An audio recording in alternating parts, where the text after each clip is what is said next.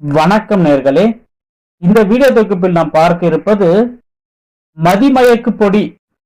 இந்த முறையை எப்படி நம்ம செய்யறதுன்ற ஒரு வீடியோ தொகுப்பை தான் நம்ம பார்க்க போறோங்க.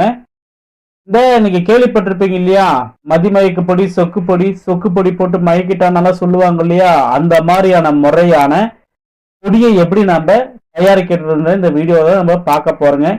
இது நாள் வரைக்கும் நானே உங்களுக்கு வெறும் சைவ முறையில செய்யக்கூடிய விஷயங்களை குறிப்பிட்டு வந்துட்டு இருப்பேன். ஆனா இப்ப நான் என்ன சொல்றேன்னா, கருமுறையில நம்ம செய்யக்கூடிய ஒரு சொக்கு பொடி முறையை தான் நம்ம பார்க்க போறோங்க. மதிமயக்கு பொடி, சொக்கு பொடி ஒண்ணுதான், மதிமயக்கு பொடி ஒண்ணுதாங்க. ரெண்டுமே வேற வேற பேர் சொல்லி கன்ஃபியூஷன் பண்ணிக்காதீங்க.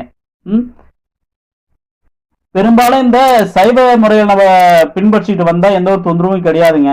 ஆனா இந்த கருமுறையை நம்ம கையில எடுத்துமானவே நம்மளுக்கு தொந்தரவான விஷயங்கள், ரொம்ப ஆபத்தான விஷயங்களா இருக்குங்க. இந்த முறையை நம்ம ரொம்ப கவனமா கையாளணும். இல்லாத பட்சத்துக்கு நம்மளே தூக்கி போட்டு போயிட ஒரு சூழல்களாகப்பட்டது இருக்குதுங்க.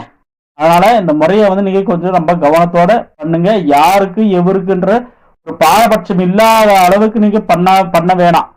சரிங்களா? உங்களோட தேவைக்கு ஏற்ப மட்டும் நீங்க பண்ணிக்கங்க.